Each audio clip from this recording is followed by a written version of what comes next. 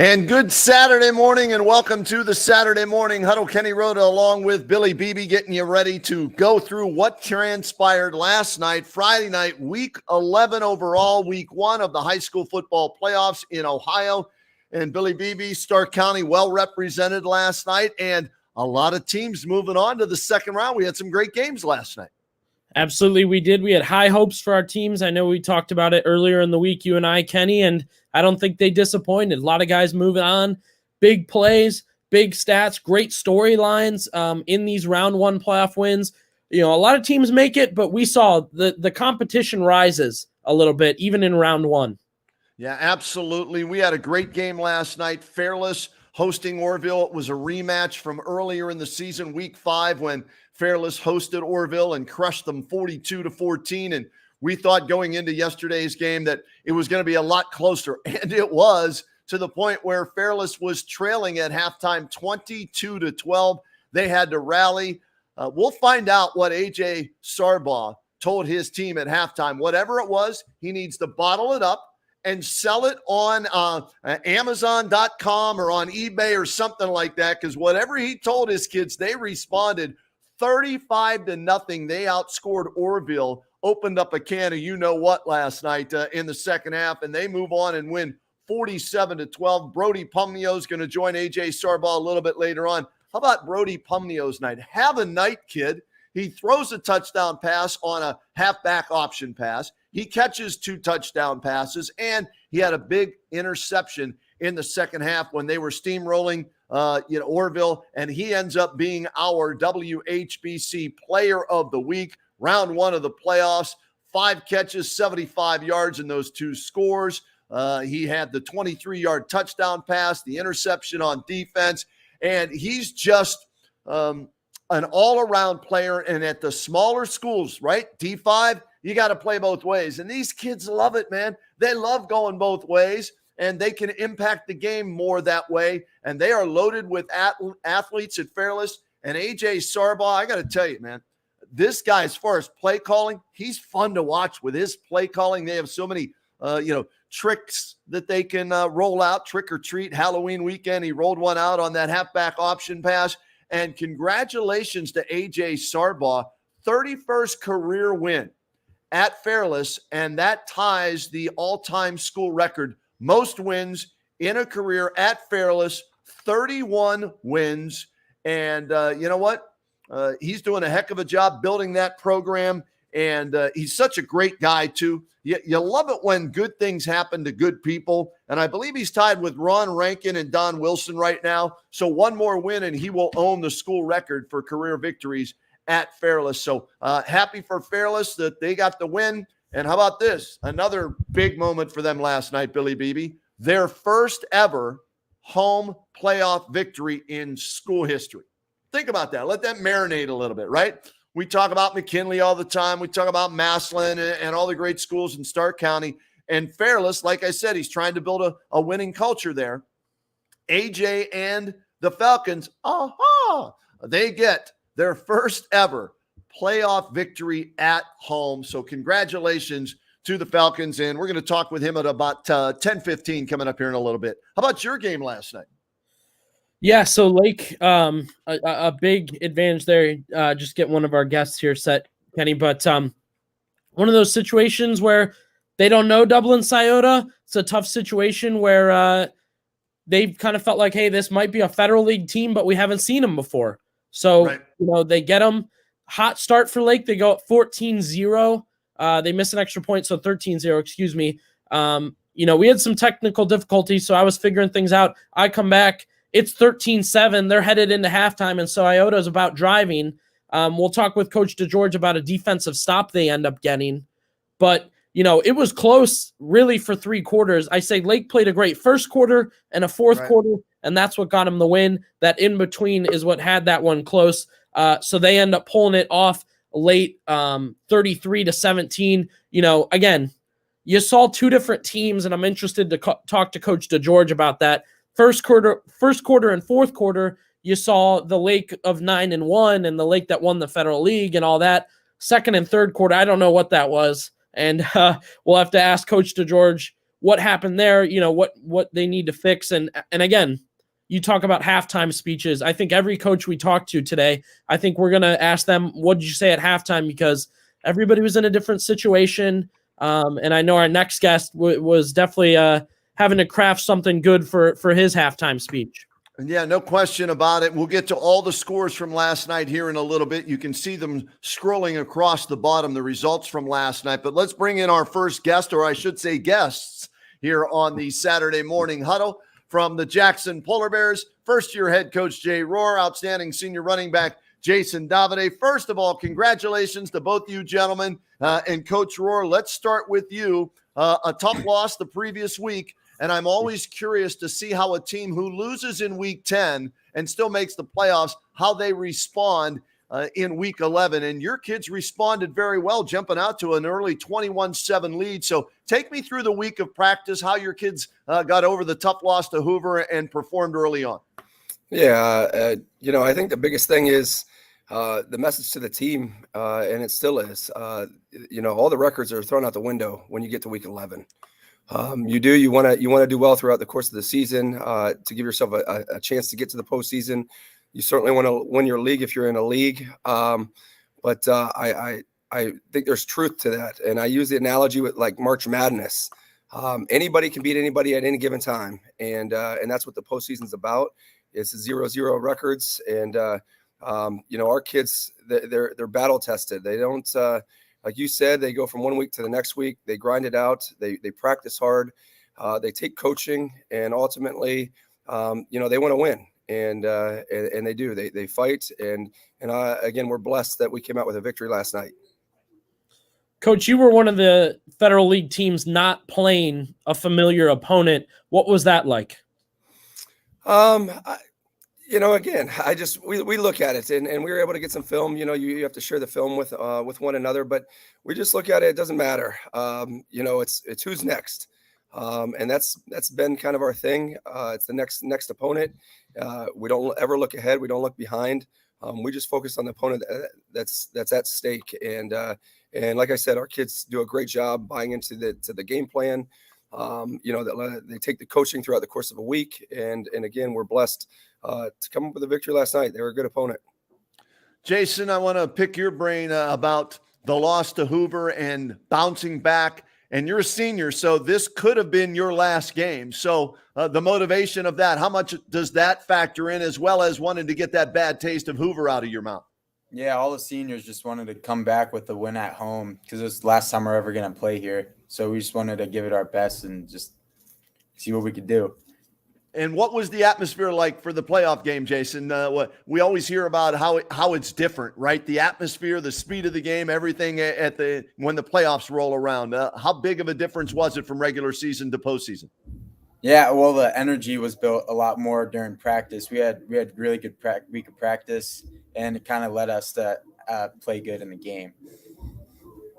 Jason, the temperature dropped a little bit, obviously, over the last couple of weeks. Does that help you as a running back?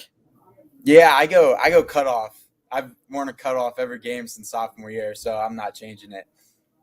Well, if it ain't broke, don't fix it. And 31 rushes last night, $149 and 3 TDs. We always hear announcers, whether it's the collegiate level, the NFL, or even high school, say that, man, he seems to get stronger as the game goes on, the more carries he gets. And you see, the guys doing this, feed me, feed me, feed me. Are you the same way as a running back with what the announcers are normally saying? I mean, I just run. I mean, that's really all I can do. Whatever play's called, I just try to do my best, whether it's blocking or running. And my lineman did a good job blocking towards the end of the game. Coach, was there an effort to make sure he was the feature, offensive player in this game going up against the Berea Mid-Park squad? Yeah, I mean, it does. It starts with our offensive coaching staff. I mean, they do a tremendous job, putting a lot of time, as our entire staff, and just trying to devise a game plan. I think any coach would say, you know, going into each game, we got to get the ball in our playmakers' hands. And Jason Davide is one of those playmakers that we got to find a way to get him the ball. He said it too. Our offensive line do a tremendous job, and they take a lot of pride in protecting, being able to run the football and obviously protecting our quarterback. So, yeah. And the other thing is, Jason, we knew going into the season, which is why we switched him to a one-way player on the offensive side, just because of how many times he's going to have to tote the rock. So, again, he's responded, and our offensive staff, again, has done a tremendous job making sure that we find a way to get these guys the ball. Coach, we talked about it on the show. You had some decisions to make at quarterback as the season was kind of ending, going into playoffs. Was that difficult? Oh, it's very difficult. And like I said, really week in, week out, when I get asked these questions, I preach character to the entire team week in and week out. And I mean it wholeheartedly. These guys have a love and a passion for the game, but, I also, as the head coach, have to take some responsibility of what these guys are going to do in the future and when it's all said and done. And, Ethan Lesko starting out the season, Joe Lattarulo, and now Lucas Eckerman. These are three tremendous kids that I truly believe, buy into the concept, we, not me. They're team players. They're going to give everything they can to help the team win. In fact, even Joe Lattarulo, he started at safety for us last night. And we're always going to try to look to get guys like that with great character that bleed we, not me, and buy into the team concept. We're going to do our best to get those guys on the football field. And I couldn't be more proud of all three of those guys. Coach, you were up 21-7. They come back, take the lead. So it comes down to, again, familiar situation, right? You need a fourth quarter score to either tie or win the game. What was the thought process going through that final drive? And you got a freshman at quarterback there trying to lead you to a playoff victory down late in the game. Well, again, anybody that stepped in that takes the helmet quarterback for us, I've always told them that I have nothing but confidence in those guys, and I really mean that. I got asked whether it was last week or recently, what do the other players think of a freshman playing quarterback? And you ask a great question. These guys believe in him as well. They give him the confidence. They tell him that they're going to protect him. So we have the confidence in Lucas that he's gonna play at a high level. And like I said, our offense has done a great job. It's hand the ball off to Jason, and then if we can get the play action pass or whatever it might be called, we have the utmost confidence that those guys are going to execute. And we were able to do that last night to get that final score. And then again, our defensive staff did a tremendous job. They scored 24 points in the first half, and we held them scoreless the entire second half. And there's multiple times that they had short fields that they probably could have, punched it in. But we came up with 2 or 3 fourth down stops inside the 30-yard line. So I give those guys a lot of credit too, to be able to bounce back there after giving up 24 points in the first half to go scoreless in the second. Hey, real quick, Billy, I'm going to ask Jason about this. Jason, as a senior with a freshman in the huddle, how are you guys trying to keep him calm and give him the confidence as you go through the game? I mean, he's got confidence. He's done a good job this year, and I just tell him to breathe, just live in the moment, and just take nothing for granted. And he's done a good job too of keeping calm and relaxed the whole time. 34-yard touchdown pass to Kyle Benson, the game winner. You guys move on. Last question for both you guys, Coach. Hey, you're still playing, which is great. That means you're on to week 12, but you're going up against the defending Division I state champs from last year, St. Ed's. Jay, we'll start with you, and then Jason, just your thoughts on facing the Eagles. Yeah, I mean, Tom Lombardo and his staff, I know Tom, and, and obviously he's a tremendous coach. Their staff is a tremendous staff, and certainly their team and what they do year in and year out speaks volume to them. And, I can't sit here and just say we're happy to be where we're at. It's me. And I don't mind to say it out loud. It's us trying to find out where our program and how we can take it to the next level, that next direction. And I know it's more of a David versus Goliath matchup, but in order to get to where those guys are at, you got to go through the big dogs, and we have to take that next step in that challenge, and we have to accept it no matter what happens. Our kids, we're going to coach our butts off. We're going to try to come up with the best game plan that we can, and we'll see what happens next week. For us in the media, we might call it a Davide versus Goliath matchup. If you get a little play on words there. So are you ready for however many times you're going to have to carry the ball, Jason? Yeah, I'm just going to listen to my coaches and do whatever they tell me and just try and follow my linemen. How great is that, Coach, to have a kid like that? He's a coach's dream, isn't he? Hey, that's what I'm talking about. And that's just not, I give a lot of credit to Jason, but that's a great point. That's how really our entire team is. It doesn't matter whatever we ask them to do at any position, or whether we have to move guys to different positions. And I think that goes again, that people don't recognize. We've had to shuffle the deck in quite a few positions, but those guys just do what they're coached to do, and they try to do it to the best of their abilities, and that's where we're so blessed. Coach, congratulations on the 28-24 win over Berea Mid-Park. Jason, same to you as a senior. We hope you keep playing for, 6 to get to the state. So for 5 more weeks is the goal there. So best of luck against the Eagles, guys, and thanks for joining us on the Saturday Morning Huddle. Hey, thanks for having us. Appreciate you guys. How about that? A good win for them as they were ahead. Then they fell behind. They had to come back, and they get the victory. Where did I hear that or see that? Oh, yeah, the game we did last night on radio, the Pro Football Hall of Fame Game of the Week last night. Fairless against Orville, Pac-7 rematch earlier this season. Fairless crushed Orville 42-14. So what was going to happen in the rematch? We thought it would be closer since Orville got a taste of what Fairless is all about this year, and it was. And it was 22-12 at halftime. And I'll ask Ajay Sarbaugh this as we bring he and Brody Pumnio in on the Saturday Morning Huddle. Coach, congratulations on the win, but could you have played any worse in that first half against Orville last night? I don't think so. We just watched the film. We definitely weren't our best. And as bad as it was, we told our kids, I think people forgot we were up 12-7. Right. I mean, they scored first, then we actually, we get a stop and we score and we're up 12-7, but we did not play well the first half. 3 turnovers, penalties. We didn't block very well up front, but credit to these guys sticking to it, keeping their nose to the grindstone, and great second half, without a doubt. Coach, you had kids trying to, make interceptions, mistiming the ball on defense that led to touchdowns. You mentioned the turnovers, the penalties and everything. So you're down 22-12 at halftime. I made the comment on the air last night. They're lucky to only be down 22-12. And that's a tribute to you guys for playing a poor half and only being down 10. So you're in the locker room at halftime. What did you say to Brody and Carson and the entire team? Because they responded. You guys outscored Orville 35-0 in the second half. We just went over our 5 goals that our kids chose at the beginning of the week. We tried to give them ownership. It was focus, start fast, win the turnover battle, win the special teams battle, win the penalties battle. And I told them we're 0 for 5 right now. We got to clean this up. We need to go 5 for 5 in the second half. And give these guys credit. We knew we got the ball to start second half, and if you score there, it's a 1-possession game.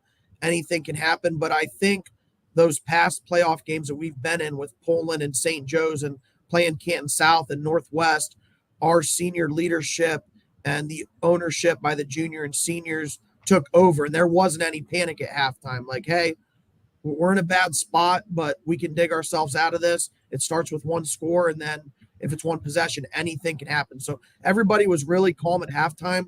We knew we could play a lot better, and we did. Yeah, the kid sitting next to you really contributed in so many ways to that second half. Brody Pumnio. And Brody, I'm going to start. And you were our player of the game and player of the week for doing everything that you did last night. The pick on defense, 5 catches, 2 scores, the touchdown pass, and something that we didn't put up here. And I want to ask you about it because it was the first play of the third quarter when Carson Colucci takes the snap and takes it 82 yards for a touchdown, and it really changed the momentum of the game. And you had a big block on the outside on that one to help spring your quarterback. So we'll get to the touchdowns and all of that, but how proud are you of that portion of your game as well? Led your touchdown, so pretty proud of it.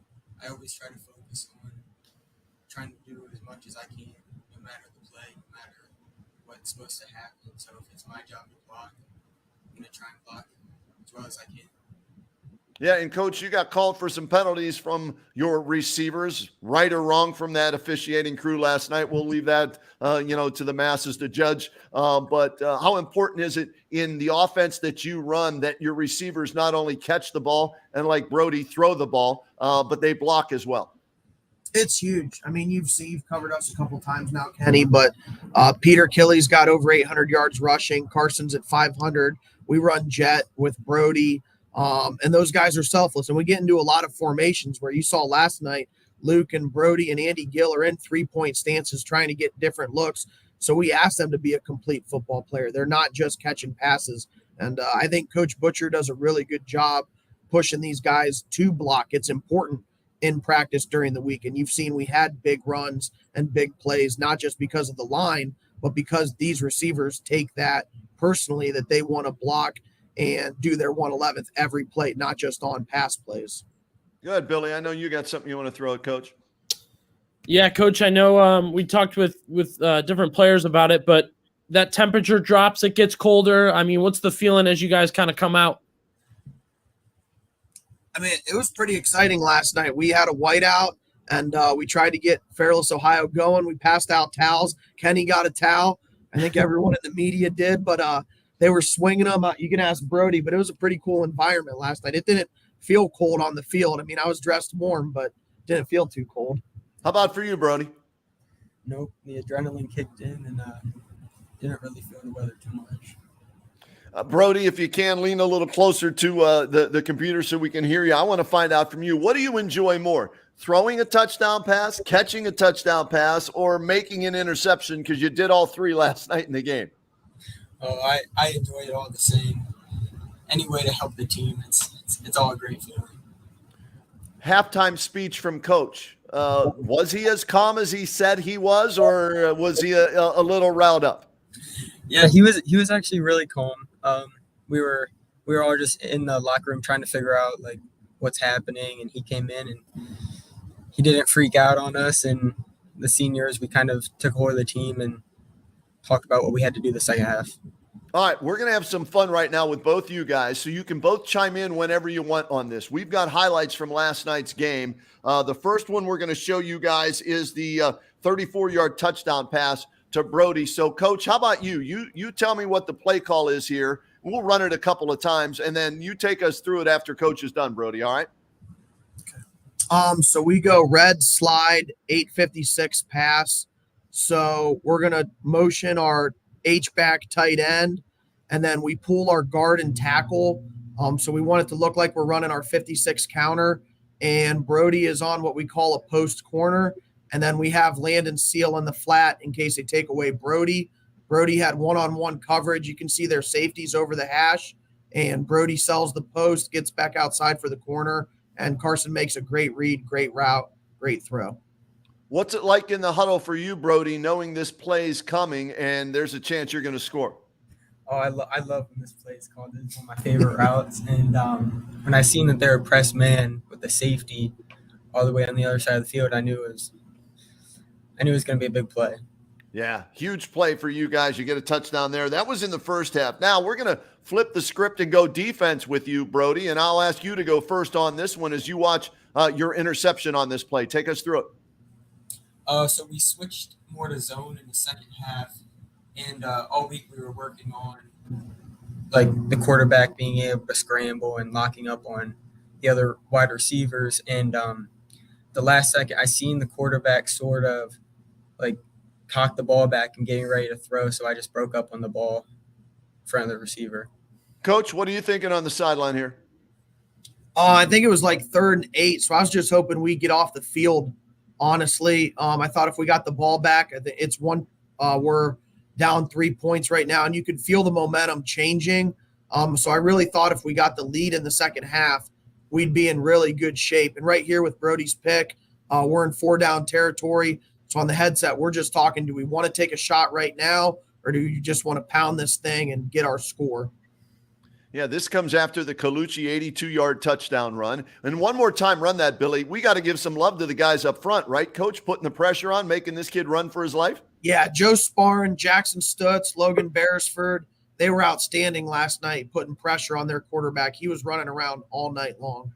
Yeah, did a great job, and Brody makes the pick and sets you guys up, and you guys then would cash in. All right, let's run the next highlight, and this is – and what's the play call on this one, Coach? Because I love it anytime you pull some trickeration out of the bag. Okay, so this is red, stay, jet 8 pass. This is a Coach Hurtler special. We call stay, so we're actually unbalanced. So our number 1 and our number 2 receiver on the ball. Brody is running jet 8. The whole O-line's blocking jet 8. Luke Yoder does a great job selling the block, and they're in man, so all he's got to do is beat the corner. The safety was running with Brody all night. I think I told you guys they double-teamed Brody the first time we played him, and they did that last night. And Luke does a great job selling it, and Brody puts it on him. That's actually the second touchdown pass Brody's had on that play this year. All right, Brody, you said you got excited before when they called that play you scored a touchdown on. What are you thinking in the huddle when you hear this one called? Oh, it's the same thing. Last time it worked, and I had a feeling it was going to work this time, just the way they like fly up on the jet motions. And for a second, I seen the safeties in the corner not really run up to me like I thought they would, but Luke sold perfectly and got past them, and I just threw the ball up to him. Yeah, nice pass. Goes for a touchdown. All the momentum in your favor. As I said, 35-0. You guys outscore them in the second half. And run the last one, Billy. And we'll do. This is just the icing on the cake for Brody, our player of the game. His second touchdown catch coming right at me, Brody. What's this play here? Well, this is – so if you notice, Kenny, we put Brody in the backfield last night. We were trying to motion him because they were doubling him, making it complicated. And we didn't know what they were going to do. So as the game went on, I'm on the headset with Coach Butcher and my dad, and we're saying we're getting one-on-one coverage with Brody. And ironically, when we were on defense, like Carson and Brody both play defense, and I was talking to Coach Butcher saying, I think Brody can beat his guy on fade. And when we came over during the timeout, Brody told me and Coach Butcher, hey, I can beat my guy on a fade. And we asked Carson what he thought. So those guys were actually thinking the same thing we were. So we talked about it. We wanted to make sure we gave Brody the whole field instead of just the boundary. And Carson made a great throw. Brody goes up and makes a great catch, and touchdown Falcons. Yeah, touchdown Falcons, Falcon Nation. Aha, going crazy there in the crowd, waving the towels, cheering you on. Brody, what does it mean for you to be part of the first team in school history to win a home playoff game at Fairless? It means so much. Ever since I was a little kid, I dreamed of, doing something at Fairless. Doesn't matter what it was. I just wanted to make a difference somehow, and being part of this historic first playoff win at home just is a great feeling. And AJ, for you, I know how much you love being there and trying to build a winning culture there. Last year, you win your first league title in how many years? This year, you're back-to-back as champs, but a win at home for the Fairless faithful. What does that mean to you? I don't think you can describe it. You saw the energy and the crowd that we had and the white towels and how excited our student section was and our community, our administration. I mean, this has been a climb. It's been a mountain. And when these guys were sophomores, we lost to St. Joe's. We were up 17-14 going into the fourth quarter. And last year we played a really good Poland team. And this year we got it done. And there's nothing more special than winning a playoff game. You can tell these guys that. But until they actually get to do it, they don't understand it. And I think last night they got that feeling of how incredible it is to say, hey, we won a playoff game, because not very many people get that opportunity. It's funny, Coach DeMarco and me were texting and talking the other day, and we had Ed Glass who came in and talked to these guys. Like the playoffs, when they first started in 72, there were 12 teams in the entire state that made the playoffs. You had 3 divisions, 4 teams each division. And then, like DeMarco said, Hurtler Sr., who coached for 20 years, won over 150 games at Hoover, never even got to coach in a playoff game. Wow. And he had 2 undefeated teams in 72 and 75. Never even got to coach in a playoff game. So when you put that in perspective, that these guys have gotten to play in a playoff game 3 years in a row, and then you win one, and there's so many coaches and people that never even got the opportunity because we've evolved and more teams get in, which is a good thing. You're just really fortunate for that opportunity when you sit back and try to sink it in and think about what they've accomplished and what they've done. All right, couple more things real quick. Coach, congratulations to you. Your 31st career win at Fairless. That ties the school record for most wins. I think you share that with Ron Rankin and Don Wilson. What's that mean to you to be in their company, and you're one win away from being the all-time winningest coach there? I don't know. Players make plays. Coaches don't win games. Players do. I've had a great staff here. We haven't changed our coaching staff in 3 years. Ryan Murphy, my dad, Chad Butcher, Chad Clucci, Tim Wyatt, Robbie Miller. Our administration's been outstanding. Our parents have been great. So it's not one guy.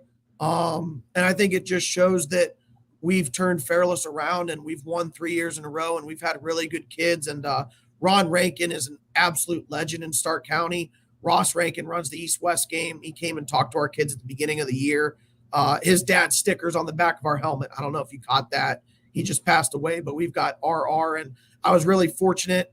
Fairless was my first teaching job. I coached for Don Wilson. I learned a lot from him. So both those guys, it's really cool that I share that with them right now, that those are the two lead guys, but it's never one guy. We've got a lot of really good players, really good coaches, and coaches never win games. It's players. And it just means that we've had a lot of success here recently. I'm just really happy for the kids and the program, and we're trending in the right direction. Yeah, you are 47-22. You beat Orville last night, get the big win, outscore them 35-0 in the second half. And I got to experience something for the first time, Billy Beebe and everybody else watching. I got to experience the Ring of Fire. I was in the middle of the Ring of Fire. Coach, it's intense in there, and there's not any real fire coming out. I didn't know what to expect, and I was like, I'm running for my life in there, man. That was crazy. I told you it gets pretty wild. Once you start going in that circle, it gets suffocating, and you got to have an exit strategy because then they get the break. You didn't tell me about the exit strategy. Thanks, Coach. I couldn't tell you. You got to experience it the first time. But and it's so cool, though, because you got the band, the student section, the cheerleaders, the football players, they're all together. We're all Fairless, Ohio. We're all one. They get a break, and that's what high school football is all about. It's an event.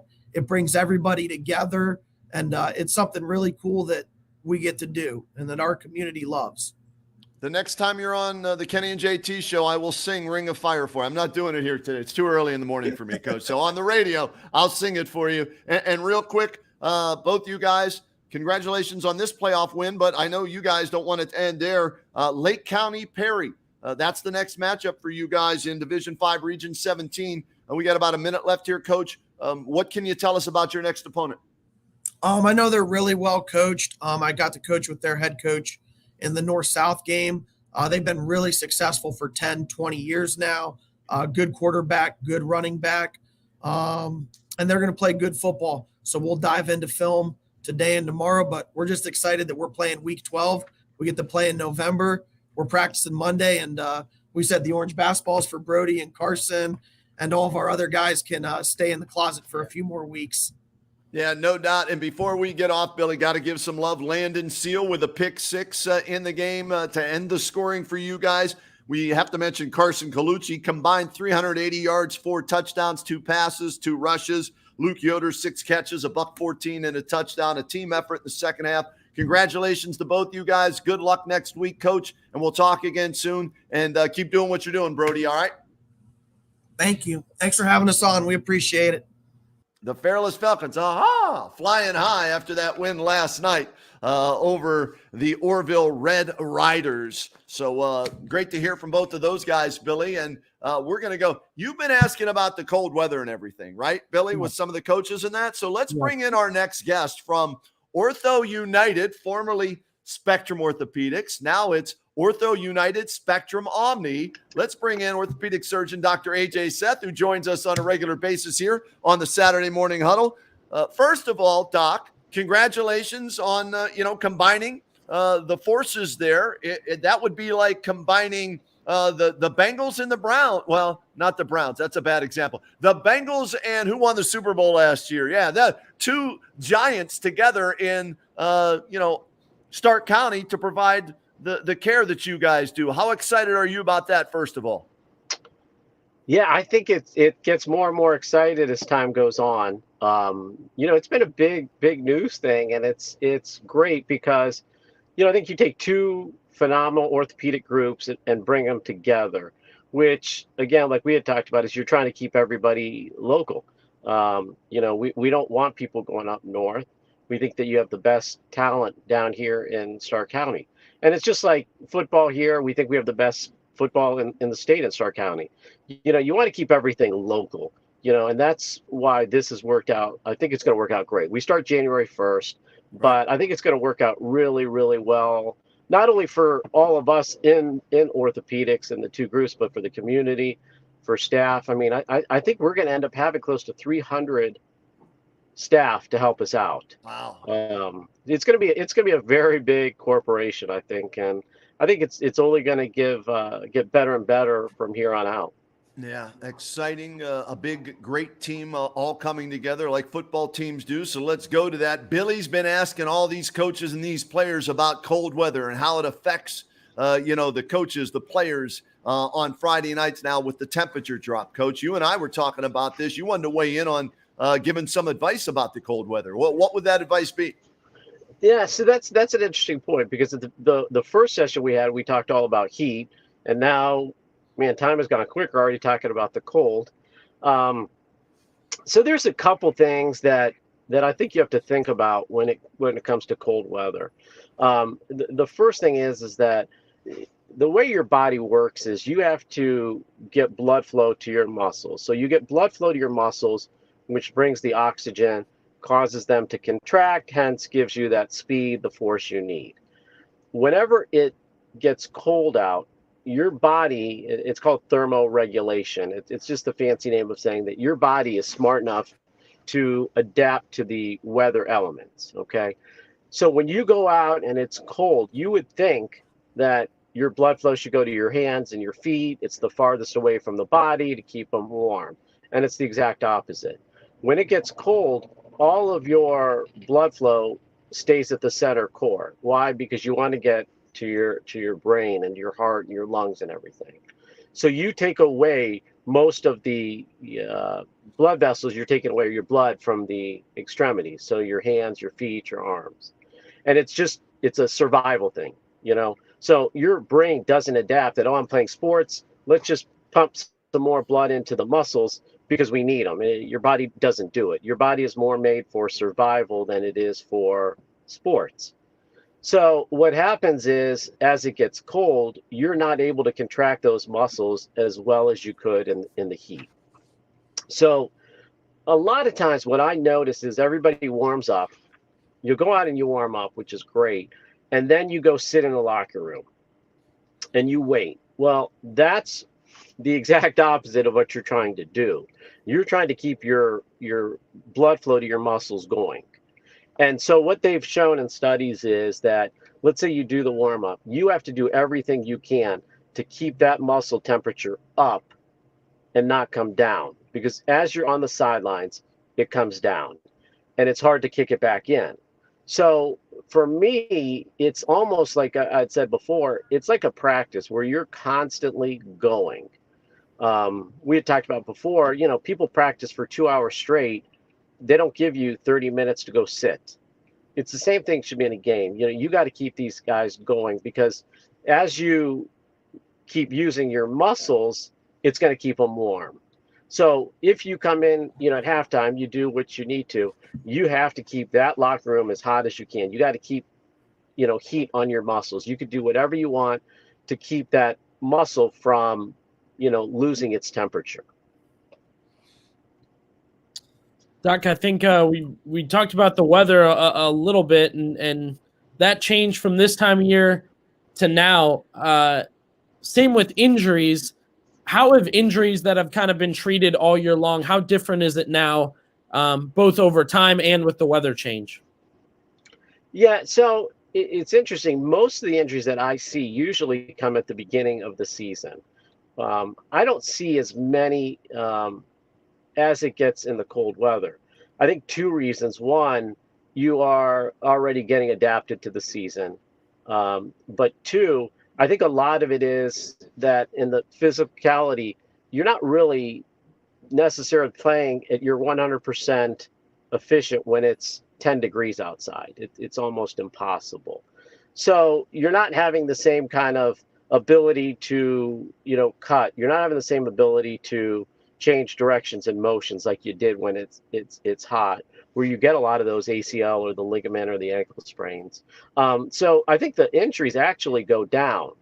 The thing also, though, that goes down is sometimes the mental cognition where, when you're cold, you're not thinking the same as when it's, 60 degrees outside. So from the injury standpoint, I think it actually goes down when it becomes cold. All right, Coach, what would you tell coaches and players who are dealing with injuries, have been dealing all season long with those injuries, right? And this is go time, right? This is the playoffs, and they want to make it through. As far as any advice during the week, should they rest more? Should they be more active?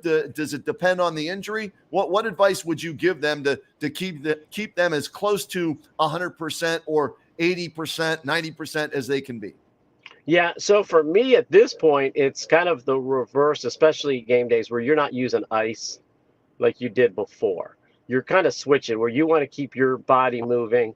And for me, you want to rest up, absolutely, but it's really important to just still keep that conditioning, that motion for your muscles going. What you don't want to do at this point now is you don't do anything, and then Friday night you go, your muscles are deconditioning a little bit. You try to get a forceful contracture, and that's when you could get a muscle strain or something. So in my opinion is you want to keep it going. That's really important. The second, which I think is a huge thing, is the clothing. To me, it's probably one of the most important things on game day. You have to have logical reasons of how you're dressing, okay? And what I mean by that is that when you are in cold weather, what causes your temperature to go down is not only the cold, but it's wetness. So when you sweat, you have to have garments that will wick that moisture away. So if you have something poly or cotton, it's not going to wick away. So you're basically playing with a soaking wet shirt, which is not going to let your muscles bring up in temperature. So it is super important that whatever you're wearing, you could get that sweat off. Wool actually is able to absorb that sweat and not drop your temperature. So when you dress for these games, it's got to be, if you do layers or what have you, you have to have, the most important is what is going to be touching your skin. Okay. So if you have something that's not going to pull away that moisture, you are going to never be able to get that core body temperature where it needs to go. And here's a prime example. And I was reading something that's, and it kind of makes sense. And people wear double layers of socks. Okay. And then they put their feet in their shoes. Well, what we talked about is when it's cold, you vasoconstrict, basically. Your blood vessels clamp down. Okay. When you put a double pair of socks into your shoes, your feet feel like they're getting squeezed. Well, what are you doing? You're causing compression. What happens? You get less blood flow into your feet. And I never realized that, but it made complete sense. So it's almost like the studies have showed you double layer your socks, you got to go up a size. So my opinion on that is whatever you're putting, you don't want to have compression. In summer, yes, but do not have anything that's going to compress your arms or legs. People think that produces heat, and it doesn't. When you compress, like if you have a swollen ankle, what do? You put an ACE wrap around it. Well, why are you doing it? You're trying to constrict the blood flow, trying to get rid of swelling. Well, it's counterintuitive.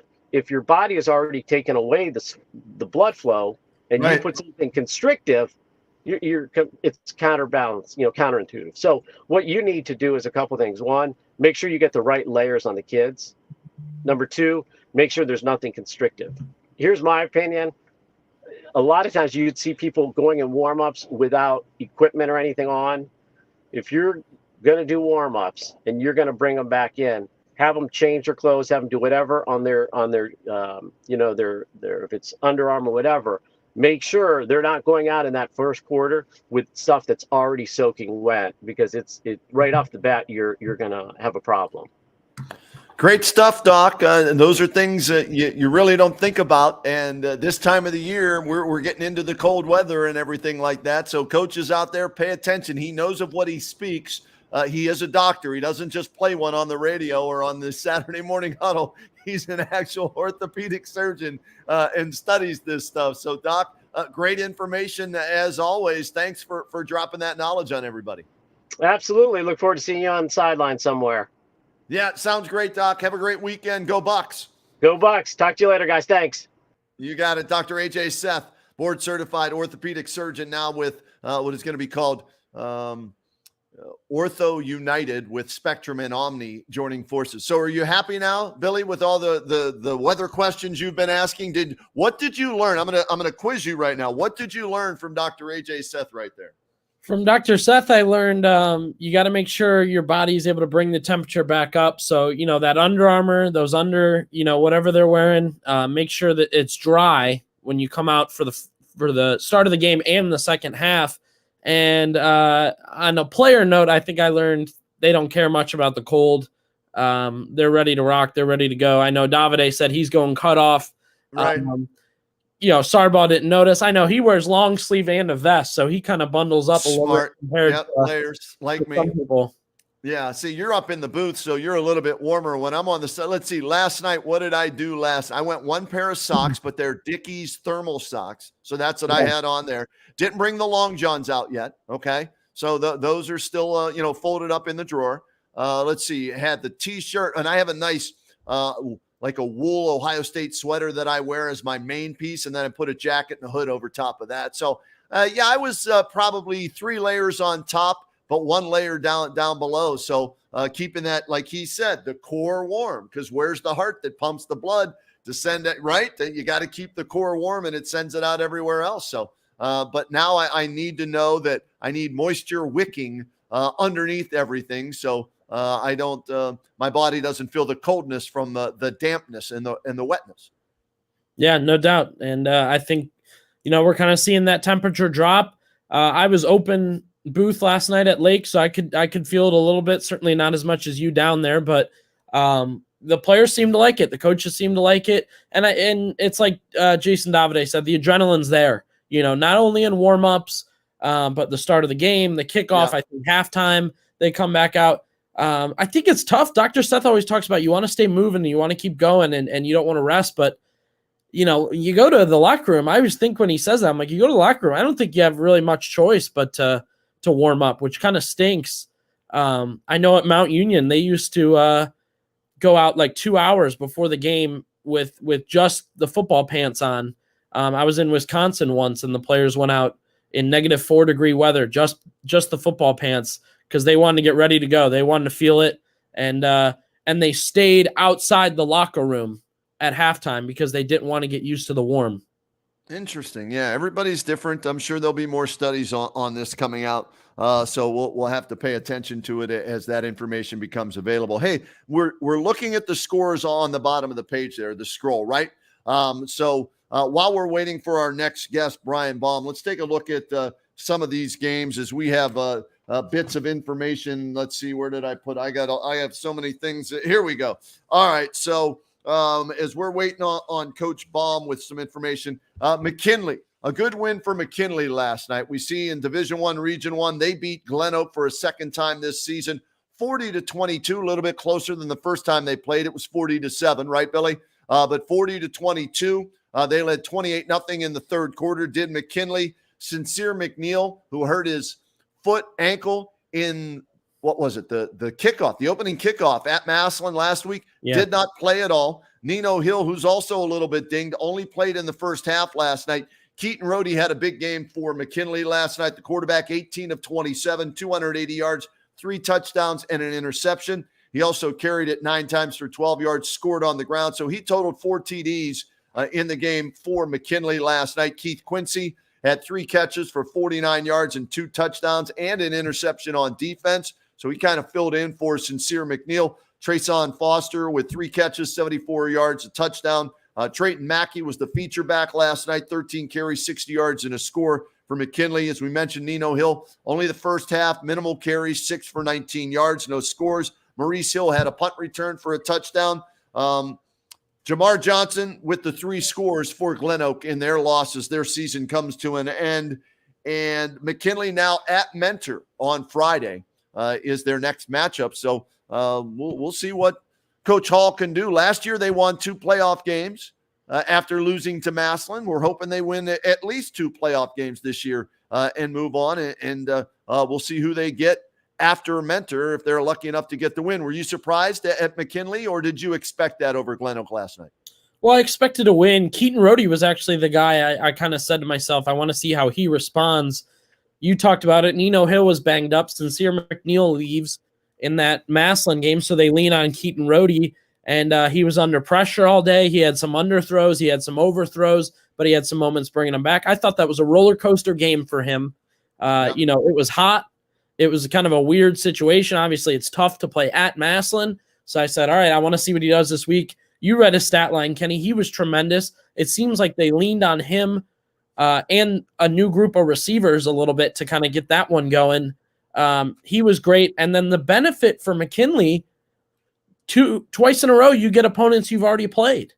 You know, you played Glen Oak, you played Mentor. And I was talking to Eric Snell about it in the studio today. I was like, well, you know, they played Mentor, but I think they feel good about the way they played the first time. And really, it's one of those losses where I think they finished that one and said, man, if we played that game 10 times, I think we get it, 8 or 9. So, here's your shot. And I believe they're on the road for that one. So that's going to be tough. But they played in their building already, Billy. That's the optical, the optics.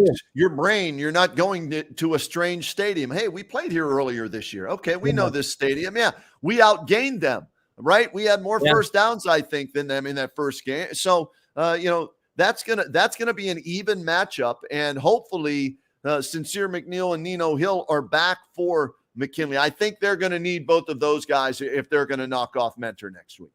Yeah, I agree, and a lot's going to fall on their defense too. Who I thought both had a slow start, and it seems like they had moments in those first couple losses where they needed the defense, and it didn't quite come through. So you'll get that next round, hopefully. That's what they're hoping. The defense steps up. The defense owns what they are, and you can rely on Keaton Rohde and Nino Hill and Sincere McNeil if they can go as planned. That's the goal, right? Lean on your best players when it's playoff time. We've seen how many of these teams have we talked about today, Kenny, that they just leaned on their best players, got the ball in the hands of their best players, and they won. I think Jackson's a great example. They just gave Davide the ball. Pomnio, that was one of the names we figured would get the rock. Lake, they have a slew of players, but, they got their good players the ball and they scored. So, it was a little bit of everything, and it looks like McKinley's going to have to do that in the next round.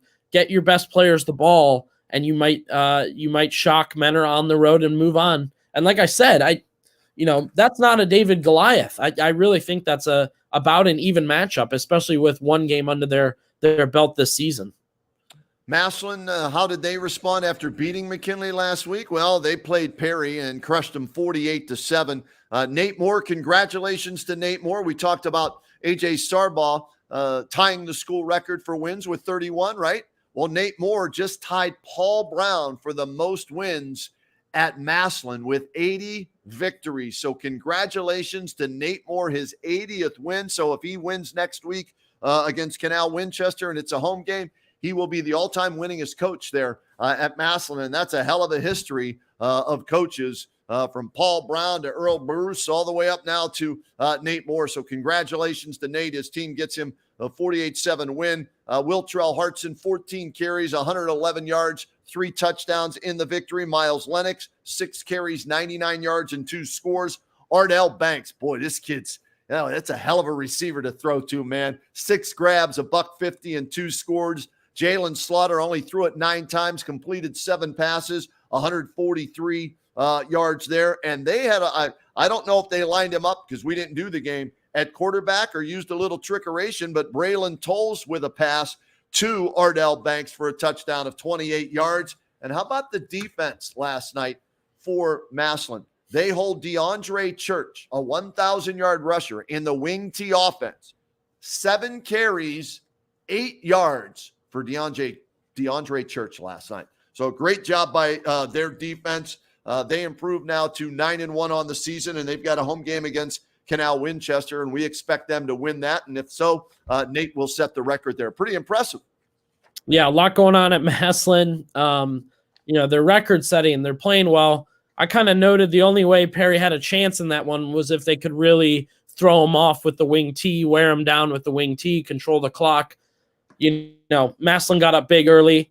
They never gave him a shot, and that's the problem we talk about with Perry, we talk about with Green. When you have such special offenses that require a certain game plan, if things go haywire, it's very difficult to climb back into games. We saw Green last night had the lead, and then, they went down, and all of a sudden, when your offense isn't clicking, you're giving the ball right back over and over. For Perry, if they go down, they're killing clock with their own offense. So, it's very difficult. Yeah. And again, Massillon, how many times have we said it? Other people said it, Kenny. This is Nate Moore's most talented crew. A lot of people are saying this is an all-time team. And, what a time to break that record coming up if they can do it next week. The Tigers certainly, they're going, and we're keeping an eye on Massillon, Lake, and Hoover in that little bundle. Who's going to meet who, when they're going to go at it, and they could all kind of meet each other at certain points during the playoffs. So we're rooting for all of them to kind of continue. That's that Division II Region 7 that Billy's talking about right there. Elsewhere in games, Division 4 Region 13, congratulations to John DeMarco and the Indians of Northwest, a 49-21 winner over Streetsboro yesterday. Caden Beckler, how about a pick six in the second quarter, a 56-yard touchdown grab from Chase Badger. Badger, a nice game, 2 TD passes, 1 TD run, and of course, when you talk about Northwest this year, you talk about Kyler Maraglia, 131 yards rushing and 2 scores in that win for Northwest. They outscored Streetsboro 29-0 in the second quarter. They get the win, and they move on. Their next matchup will be against Akron Buchtel. And I think we may be doing that one on WHBC and Mix 94-1 Friday night at Northwest. So congratulations to Coach DeMarco. Gets a share of the Pac-7 championship this year and gets the first round win in the playoffs.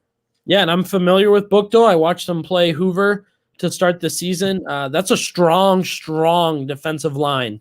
So they're going to have to go at it as far as both running the ball, and when they pass, Kenny, they got to get it out fast. That defensive line that's their team. They've got 4 upperclassmen who have played very well in their career so far and hope to continue that. They're a young team everywhere else, which I think, as you know, during the playoffs can pay off and can be your downfall. We've seen young teams kind of explode and really not know where they are or what they're doing, but just play. We've also seen young teams kind of really struggle and have a hard time. But that D-line for Buchtel, that's going to be a challenge for Northwest. Yeah, looking forward to that. Getting ready to talk with Dan DeGeorge from the Lake Blue Streaks here in just a second while we wait for him to get locked and loaded here on the Saturday morning huddle. Let's tell you that Canton South beat Salem last night 28-21. Matt Dennison in his second year he helps them get their first playoff win since 2008. So a lot happening this year for Canton South. They moved to the Pac-7. They get a share of the Pac-7 title. First title for them in 59 years. They win their first playoff game since 2008. Wildcats led 21-0 at half. They got to do something about holding on to leads in the second half, though. I know. They led 21-0 last week at Northwest, won that game 21-20 as Northwest failed on a 2-point conversion. This week, they led 21-0 at the half, and they win it 28-21. Poochie Snyder, 3 TD passes to Tyler Pugh, the tight end. Poochie also had an 11-yard touchdown run. So as Poochie goes, so go the Wildcats of Canton South, and they move on to play Beaver Local next Friday night. They will be on the road at Beaver Local next Friday night. So congratulations to Canton South getting a 28-21 win over Salem. And that was a tough first-round matchup for Canton South. Well, let me ask you this, Kenny. I know I mentioned this to George Bazika last night. When you have a lead, especially in a game that you feel maybe you shouldn't be winning or was going to be a tough win, for Canton South, they were favored, so that's a different example. But Do you think it's tempting? And I'll ask Coach DeGeorge this coming up. Is it tempting, do you think, to run the clock out? And I think, or at least press running the clock out and killing time. I think Orville's a great example. 22-12, they're beating Fairless on the road. You know, how tempting do you think it is for a team to say, okay, we've got our lead, let's get out of here? Here's what I think you do what got you the lead. If you break away from that, then you're putting yourself at risk. Now, do you take more time getting in and out of the huddle? Yes, unless you're a no huddle team. I'm a believer of, why am I up 21-0? I'm going to continue to do that, okay? But yes, there are times to manage the game, right? And so, and we can talk to Coach DeGeorge about this, but I'm a believer of keep, foot on the gas, pedal to the metal. If that's what got you the lead, do it. But then be smart, late in the game, fourth quarter, play clock. No need to snap it with 10 seconds, right? Take it down to 3, 2, 1, snap the ball and shorten the game that way. So that's my belief on that. All right, let's get to Coach DeGeorge here. Coach, good morning. How you doing? I'm doing well, guys. How are you? Doing terrific. A big win for you guys last night, taking down Dublin Scioto. We asked Coach earlier about this. In a situation where you're playing an unfamiliar opponent, a non-Federal League opponent, how difficult is that for you guys to prepare? We asked Coach Rohr about that earlier as Jackson took on Brea Mid-Park. But for you guys, a team from Columbus, really not too much familiarity. Yeah, it's a little bit different because, as you mentioned, you're not familiar with them. Their coach is a little bit different than playing your Federal League teams, where a lot of times you have some background of how they do things. We exchanged 3 films in the playoffs with your opponent, so that gives us a good idea of what they're doing, both schematically, offensively, and defensively. But we had a dogfight last night. We tried to tell our kids all week that they were well coached. They were going to come up here and play hard, and they really did that. It took us about a half to get things going. Coach, 2 versus 15. I said this on the radio. They weren't a 15 seed, right? They play a good schedule down there. And I looked at that and I'm like, you know what? This is going to be closer than people think. I think Lake's going to win, but that's a good football program, isn't it? Absolutely. And I said that all week to our kids and to you guys in the press and just anybody that asked me. I think a lot of people were thinking we were just going to roll, and that was not the case. I give Dublin a lot of credit, their coaching staff a lot of credit at that long 2-hour drive, but their kids played extremely hard. They did some really good things and had us on our heels there at halftime in the beginning of the third quarter. So it was a really good football game, and we finally warmed down a little bit in the third quarter. But, it was not a typical 15 seed at all. Yeah, Coach, I was there. I did the game for our stream game. It felt like 4 different games to me, a first quarter, second quarter, third quarter, fourth quarter. What did you think about, kind of the ever-changing swing back and forth? Sure. Yeah, I agreed with that. I told our kids that this morning. It was a choppy game. We played really well in the first quarter, scored, played good defense, fell apart a little bit in the second quarter as well. Challenged our kids at halftime. They came out in the third quarter and they scored on us and they took the lead 14-13. And I think from there, our kids finally stepped it up. We turned the ball over a couple times in the first half, which you can't do. We let them convert on some 3rd and longs. So we put ourselves in that situation. But as I mentioned, Dublin was good, but it was a different game for sure. But we're glad with the outcome. And Coach, talking about pivotal points in the game, you guys had a 13-7 lead. I believe that this was just before halftime. If you can lean in and look at this play here, it's 4th and 1, really at about the 2. Scioto reaches, doesn't get it. How big is this, both for your defense and in the scheme of the entire game? Sure, that was huge. We hadn't been playing great defense up to that point. Our kids made a really big play there on 4th down. Defensive line did a nice job. The linebackers cleaned up. We were able to keep their quarterback, out of the end zone. He was a tough play. Ran the ball fairly well. But, that kept us in a decent spot going into halftime rather than being down. But they moved the ball on us a lot. We did not play great defense the whole night. We found a way in the 3rd and 4th quarter to clean things up a little bit. What's it say about your team, though, Coach? They didn't panic. We had Fairless last night, right? Fairless is down 22-12. They played a horrible first half. AJ even talked about that with us earlier here on the Saturday morning huddle, but he didn't yell at halftime. He didn't give the rah-rah speech. They were calm. He knew if they could get back to what they did all season, they would come out on the other side. What about you? What was the halftime like for you?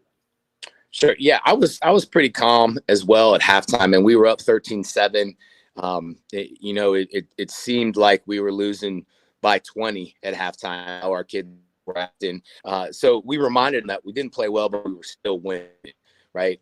Now, some of my other coaches, my defensive coordinators, some other guys, they got after our kids. That's their job. We challenged them. And all the kids respond in different ways too. But I reminded them going down for the second half that we were still winning. It was an ugly first half, but we were still in a decent position. And they responded to that. And like I said, we tackled much better in the second half, and we also took care of the ball. We didn't turn the ball over and give Dublin short field. So, kids responded well, even though we didn't play great. Coach, kind of a tougher question here. I know everybody kind of wonders this. You have the 2-quarterback system. If one quarterback impresses on a certain drive and one quarterback struggles, do you consider changing it up, flipping it up, giving an extra drive? I know you guys bounce back and forth. Does that change in your mind as the game goes on, or are you sticking with Kale one drive, Will Butler the other? Yeah, we're just trying to win football games. It's worked pretty well for us to rotate both those guys. But situationally, if Will's running the ball really well, we might keep him in for, back-to-back drives. Same thing with throwing the ball and some of our RPO stuff. We'll keep Kale in. We tell him that we're going to go into the game rotating them, but the game is going to dictate what happens, just like every other position. Bottom line is we're trying to win football games. We're not counting how many reps each kid gets at a certain spot. And both our quarterbacks understand that. They just want to win. They're supporting each other. So we got to put ourselves in the best situation to win a football game, particularly now that you're in the playoffs. Yeah, you did that last night, 33-17, a win over Dublin Scioto. You dominate the fourth quarter. What was it about the fourth, Coach, where you guys just took control of this football game? Yeah, I think our kids, we're in decent shape. We've emphasized, the fourth quarter and how important that is a little bit more this year. And in the off season, conditioning wise, and our kids responded. We made some plays defensively. We knocked some balls down, covered a little bit tighter in the fourth quarter as well. And offensively, we were able to establish the run. We kept things inside the box with Solberger and Nate Baker and running Will. And we finally, I think, won the battle at the line of scrimmage. Our offensive line had a really good second half. Told them that this morning in films, and that paid off for us. We were able to go on some long drives and then score touchdowns at the end of those drives. All right, Coach, pregame, I thought you guys were doing like a Federal League trophy presentation, but you ended up honoring a community member, somebody who's worked hard for the Lake. Both community, the school, the football program. Talk a little bit about what you guys got to do pregame. Sure. Yeah, we honored Steve Cutting. He's one of our custodians here. He's worked for 45 years for Lake Local Schools. The last 20 some years, he's run our football complex. So he's the guy that's cleaning the locker room, cleaning the weight room, making sure the field's prepped. And as a head coach, that guy's extremely important.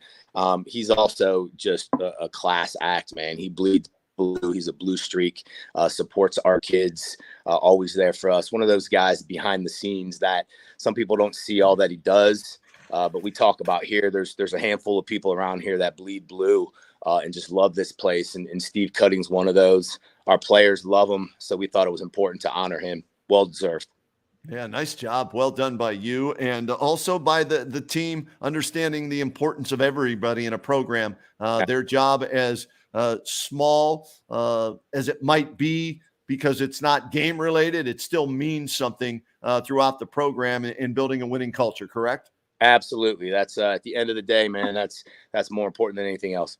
Yeah. And Coach, what's it mean for you guys to get win number 10? I was writing some notes down here. First 10-win season since 2010 with that state semifinal team at Lake.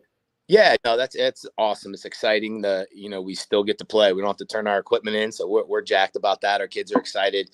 We got a tough draw. Columbus DeSales is a really good football team. We've been breaking them down this morning, so probably one of the better defenses we're going to go against. We still got a lot of work to do there. But, yeah, very exciting season. I think someone told me this morning there have been 8 or 9 teams in our school history that have won 10 games. So it's nice to be a part of that. But the goal now shifts to let's find a way to get number 11. We'll continue to talk about going 1-0 this week in the locker room. And hopefully we can do that Friday night.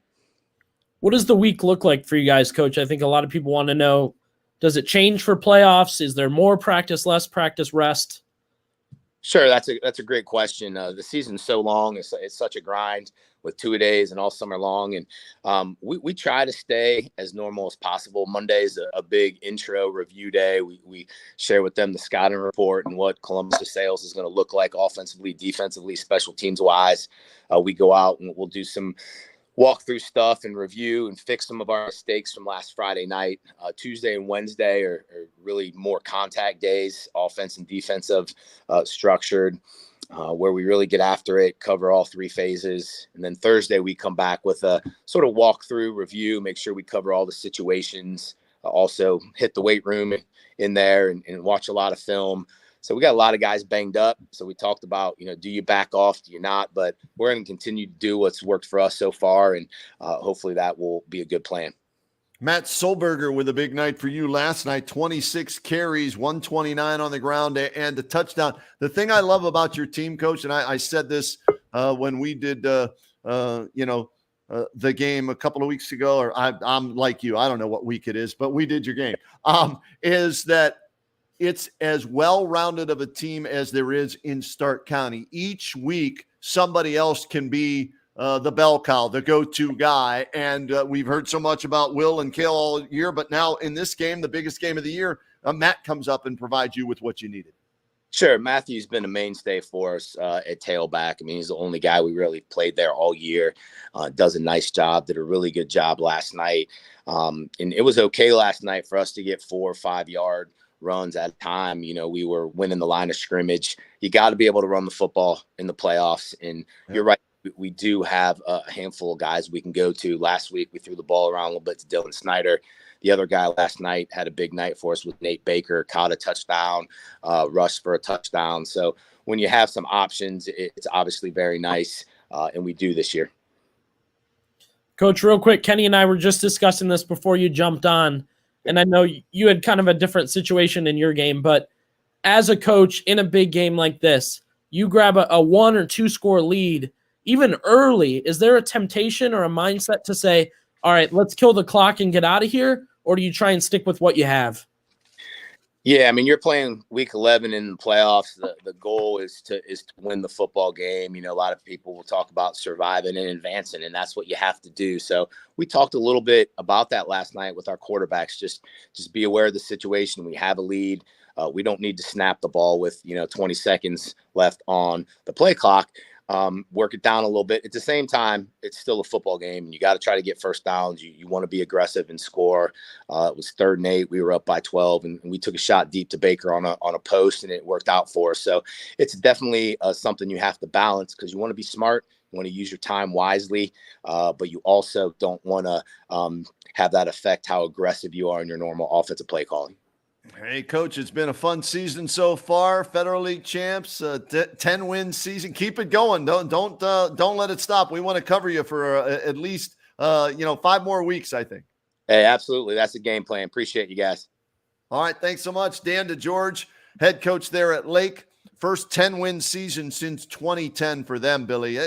And what was the crowd like? You did the game last night. What was the crowd like there in Blue Street Country? Yeah, crowd was electric to start. And obviously they had, like I said, they had a weird second and third quarter. I think everybody was trying to figure out, but that touchdown he just talked about with Nate Baker, it looked like kill clock time, Kenny. They had, I believe, a 10-point lead or a 9-point lead, and they were just trying to get out of there and finish it. They hadn't played up to their complete standard yet. And, they called it deep, and it was Will Butler too, that threw it to Nate Baker.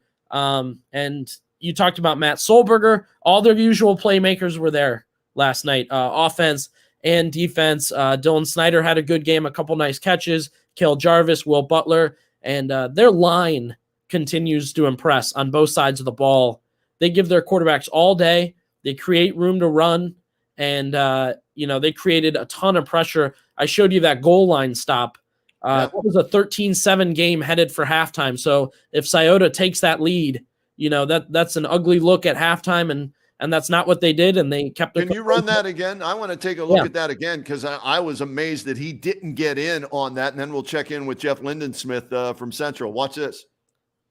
I thought for sure he's going to get in right there, and somehow they keep the ball out of the end zone. It looks like it might have touched the front of the goal line, but the official comes running over and spots it short of the end zone. So it's those little plays that you look back on, right, Billy, that could end up being the difference in a team gaining confidence or losing confidence and losing the game. Yeah, I talked about the line. I mean, if you watch it, Kenny, the quarterback clearly thinks he's just going to get the push. He hits that line, realizes there's no push. He ran into Lake defenders. So he said to himself, I'm going to just drop at the line. And George and I talked about it. That's never the way to go. If you think you can just drop at somebody's feet to get in, that's not going to work out. And it clearly did not work out there. So credit to the Lake offense and the Lake defensive line. And I know they have a couple two-way guys, so they were tremendous there. They're also very deep. They had a couple moments where guys, either two-way guys or guys that were just subbing in and helping out made huge plays. I mean, Will Butler had 3 or 4 pass breakups as a safety in a corner. Okay. So, Lake looks terrific.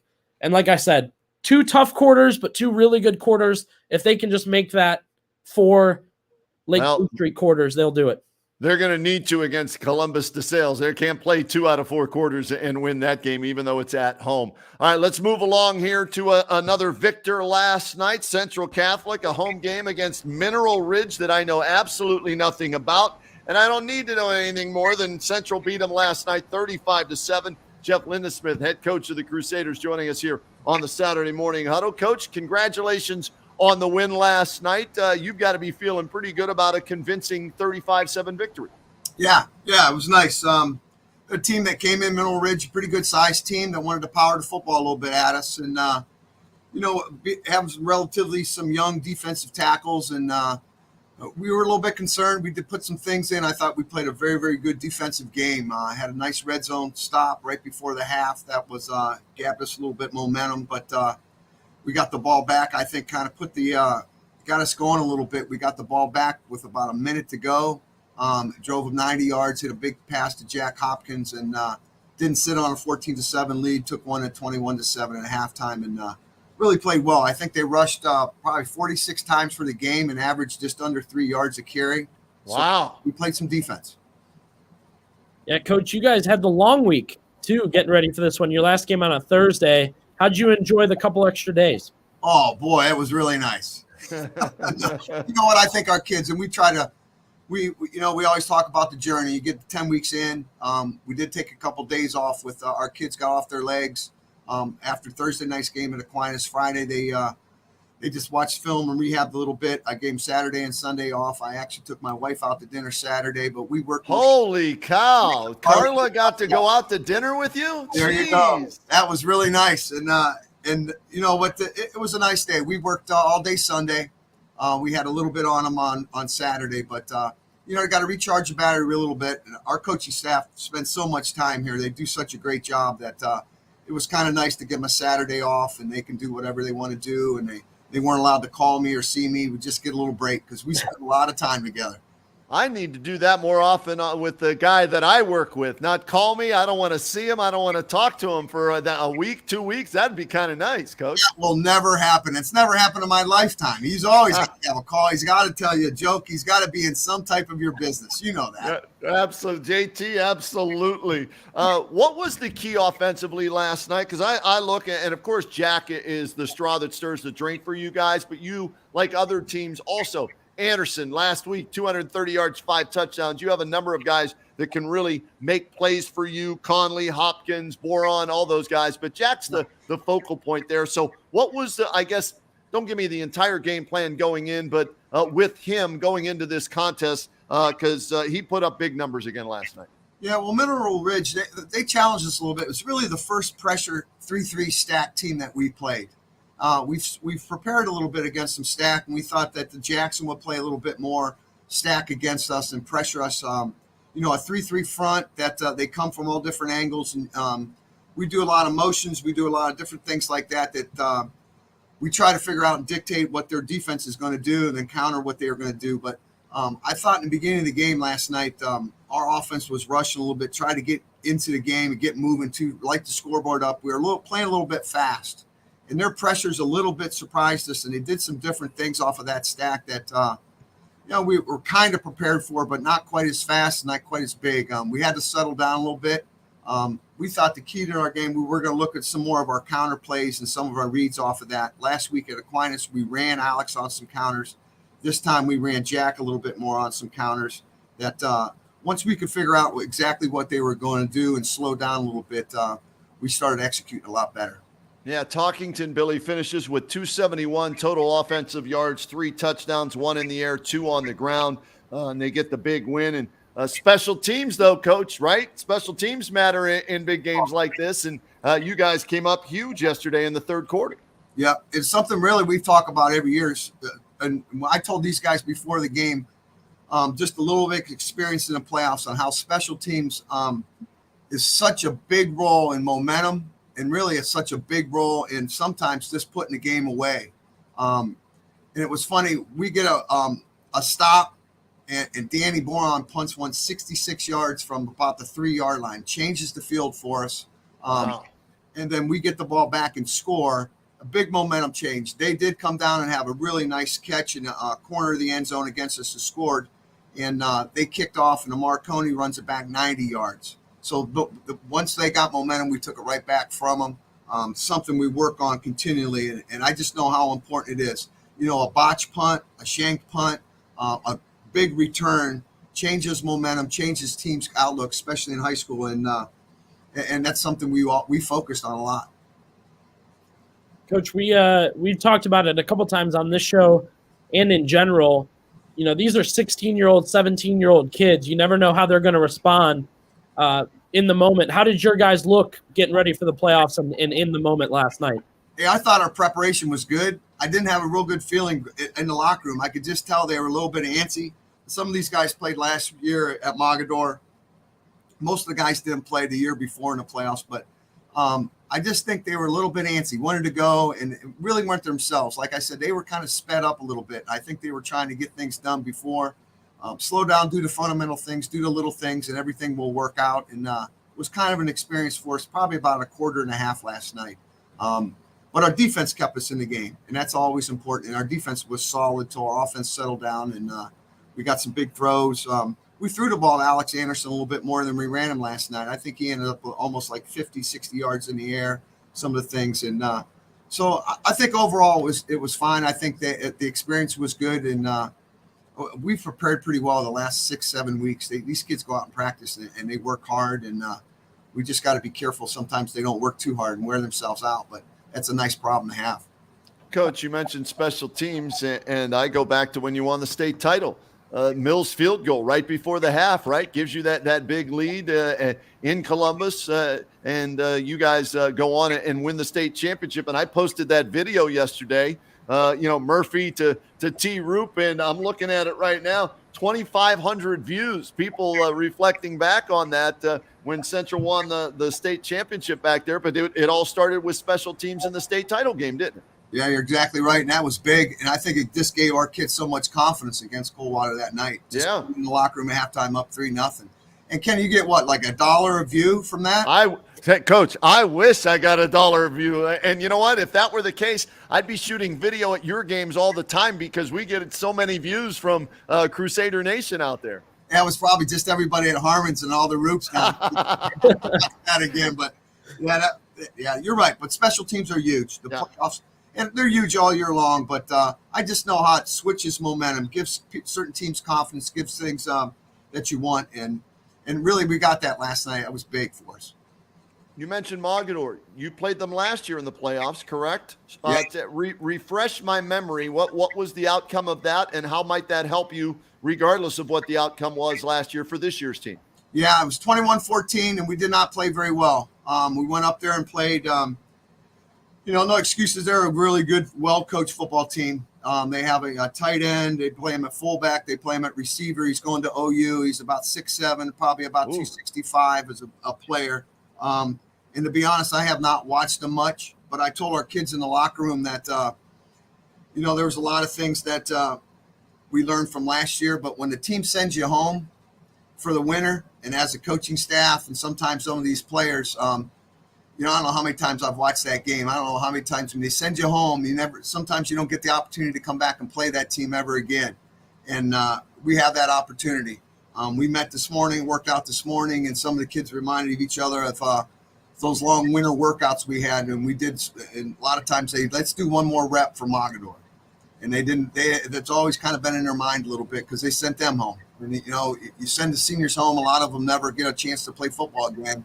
And they know that. They know that's what's great about and what's tough about the playoffs. It's a one-and-done situation. And really good game. Jack Talkington did not the big boy was sick that night. Right. Played about 3 quarters for us. Threw up on my shoes. During the game was not very good. And those were my favorite shoes at one time, but they left. They stayed at Mogador that night. But it was a good game. I think we jumped on them early, and then we kind of wore out a little bit. And some of our motivation in getting prepared and playing 4 quarters and finishing games, we mentioned that a little bit. Billy, anything else for Coach before we let him go back to studying more film and figuring out a way to stop a huge tight end like that from Mogador? Yeah, I'm going to stick with my theme today, Coach. All right. I've been talking weather. What's your fit? What are you wearing when the temperature drops? Well, I used to have a Zdrunas Ogauskas hat, but I don't have that anymore. Kenny has it. No, you know what? I will throw sweatpants on if I need to, but I've got a couple of old jackets I throw on, but I try to keep it the same. Last night, not too cold, had the shorts on and just a little pullover and in a ball cap, and it was off and running. But it looks like the weather's going to be good this week. If it gets a little chilly, I think I bought my coaches some stocking caps they can throw on if they need to. But once the game gets going, Billy, I don't even know what the temperature is. It's off and running. So I wasn't cold last night. I got cold maybe when I walked up to the locker room from the stadium. That was about it. And I said, when did temperature drop? And those guys look at me. He goes, I got a couple of coaches that got really warm blood, so they're all bundled up. But for me, I try to stay as late as I can. All right, so it's peanut butter and jelly before the game. So what did you celebrate with last night after the game? Oh, always a little bit of Lindsay's Pizza. There you go. It's really big last night. And Carla made a little bit of some maple dip, bacon dip last night. Ooh. It was the talk of the crowd for sure. But, yep, it was nice. It was nice. It's always nice to try to get unwind a little bit. And sometimes you're still moving a lot. Your mind's still working a lot. And you try to get a couple hours of sleep if you can. But it's hard sometimes after games. Coach, congratulations on the win. Best of luck this week against Mogador. And hopefully we're talking to you next Saturday about another victory and moving on in the playoffs. I appreciate it. Have a great day. You too. There he is, Trucker, Jeff Lindesmith. Outstanding head coach there for Central Catholic. Big win for them. And the reason I asked him about Mogador, I remembered it was a close game, but I forgot that Talkington was sick and only played 3 quarters in that game. So hopefully that bad taste, like he said, is still in their mouth, and they'll use that as extra motivation this week. But Central gets the win last night, 35-7, Billy, over Mineral Ridge. We were scheduled to have Coach Baum with us, but something fell through there. I don't know, maybe extra film study for their team next week. That's Westerville South. But Hoover, a winner last night, 38-7 over Licking Heights. They fumbled 5 times. Maybe they were working on fumbling drills this morning, Billy, and that's why he couldn't join us, because they fumbled 5 times. They lost 3 of them and still won 38-7. Their defense was outstanding. Carson Derlin threw for 109, ran for 53 and 2 scores. They got Luke Roach back at running back last night, 23 carries. He must be okay. 158 yards and a touchdown. Jeremy Kish, perfect on extra points, 5 for 5. He also added a field goal, so special teams, we always talk about that. So a good win for Brian Baum over Licking Heights, 38-7. And Hoover moves on. Road game at Westerville South next week. Yep, good stuff from them there, and we talked about it on our show and in game. Sometimes, if a team's fumbling and throwing interceptions and playing loose and messing up, and they're still winning, I think sometimes that can tell you really how good they are. I think Massillon didn't play their best football last week against McKinley, and yet you never felt like they weren't going to win that game. So Right. that speaks to a lot of teams. Fumbles, lazy play, whatever it is with any team. if they're still winning, that should tell you, hey, when these guys get it together, when they turn it on, it's going to be real dangerous. That's how I felt for Lake, was just, once they get past out of these 2 quarters of weird play, they're going to look really good, and that's how it was. But how many coaches have we talked to today, Kenny, and they're just like saying their opponent for the next round, and their eyes widen just a little bit. Everybody knows who they're getting. Trucker more so than any of the other guys, because they lost to the same opponent last year, right? Central, crazy. they want to go to Mogadore and get that win, a chance to redeem themselves. Now, some other schools not getting that opportunity, Billy. Big Walnut beats Green 35-22. So Green, who led in that game 9-0, their season over. Robbie Klockner threw for 141 and 2 scores, but also 3 picks in that game. Alliance, also a leader at one point, 21-10 over Cheney. They lose 35-21. Brendan Zerbrugg started 10 for 10, 3 touchdowns in the first half, but couldn't maintain that. And so Alliance season comes to an end. Also, Steubenville beat Carrollton 33-13.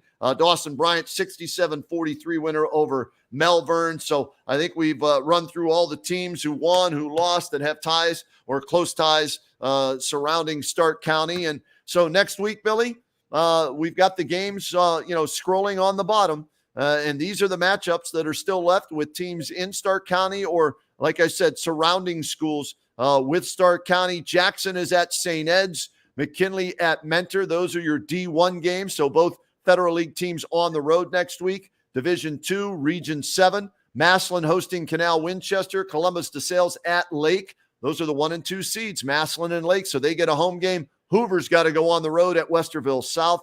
Division 4, Region 13. Northwest, they're going to get another home game as they welcome Akron Bookduel, the 5-13 game there in D4 Region 13. Canton South, not as lucky. They go on the road, but they're still playing. That's all that matters. They're at Beaver Local. And Struthers is at West Branch. But note on West Branch, a winner last night, Billy, but Drew DeShields re-injured his right knee in that game. He only played, I think, in the first quarter, was 3 of 4, 2 touchdown passes. So they rested him.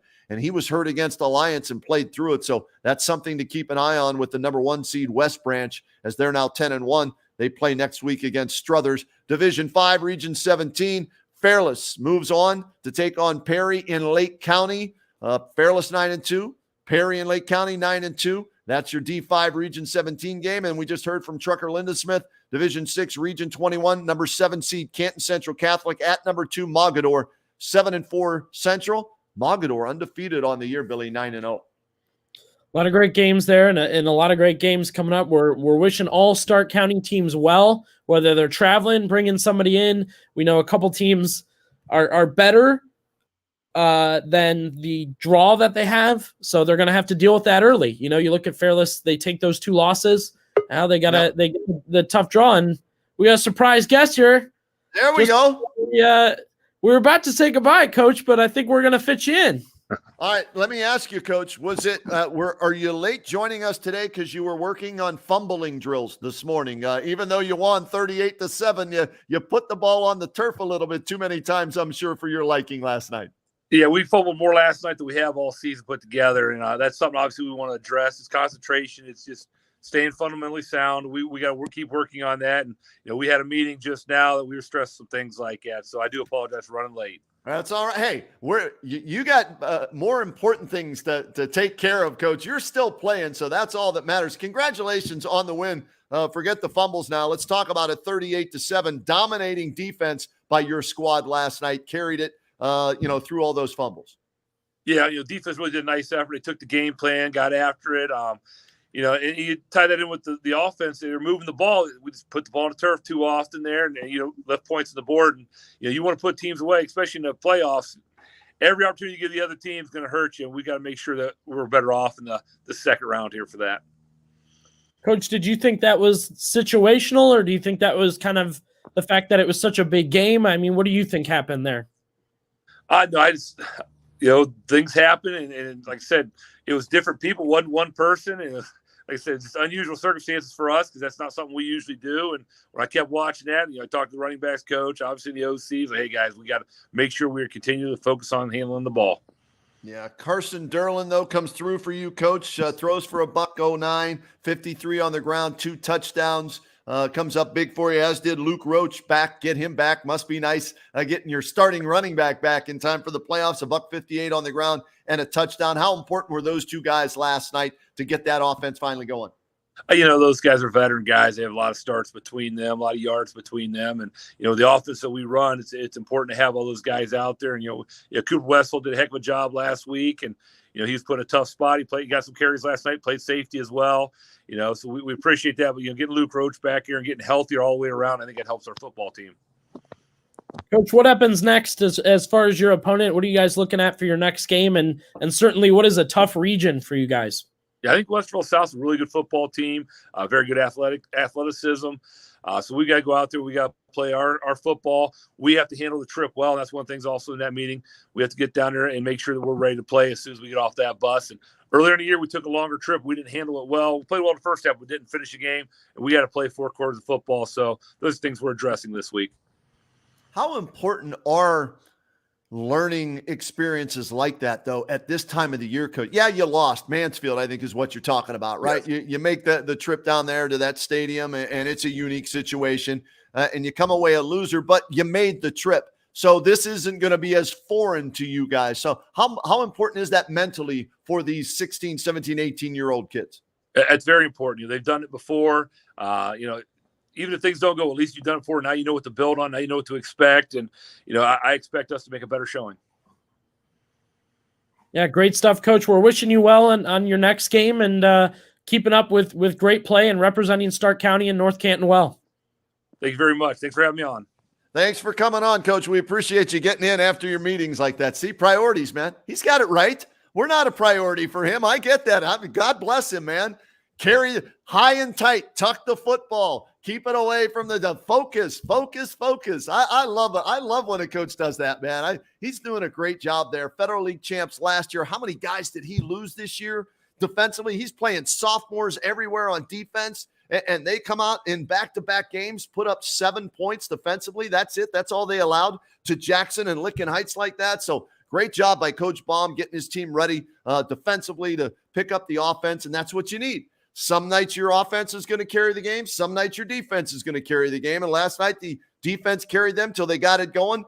Jeremy Kish, like I said, had 8 points himself on special teams, the kicker. So good job by them. And we wish them nothing but the best, like you said, to all of our teams that are still playing this. Let's get out of here. The Buckeyes are kicking off here in about 20 minutes against Penn State, Billy. I got to get me a beer, some pizza or something, sit down in front of the TV and watch the Buckeyes and the Nittany Lions get after it. Real quick, what's Kenny Rhoda being for Halloween? Kenny Rhoda's being a couch potato for Halloween because the Browns are off tomorrow. The Buckeyes are playing today. I got Monday night duties at Jersey's on Fulton. So if you want to come watch the Browns and the Bengals somewhere Monday night, come join us at Jersey's on Fulton Road. Monday night, Stark County Browns backers will be eating. I won't be drinking, but they will. And we do raffles, 50-50 raffles, prizes, trivia, all kind of fun stuff. So that's my weekend. What about you? What do you got going on? You going as Ted Lasso? Yeah, well, I wish. I'm going to go, what do you call it, Monday morning quarterback or whatever you call it, where you're breaking down the Browns. And okay, all right. I'm going to be breaking them down as they try and win. But stay tuned with WHBCsports.com and then all our social media, Facebook, Twitter, Instagram. We're going to be updating where we're going, where we have it, and then scores and more as those games happen Friday night. And join us next Saturday morning here on the Huddle. Yeah, it should be a lot of fun. We're going, I think, to Northwest for radio. It's not 100% confirmed, but that's the target game since it's a home game for the Indians. So looking forward to that matchup, and that means we'll get fed well as well, Billy. So that's always good because they won. They're number one. They defended their title this year in the Food Fight Press Box Challenge. So congratulations to Coach DeMarco on the win and to the Boosters in Northwest for winning the title again. No doubt. See you in the Huddle next week, Stark County.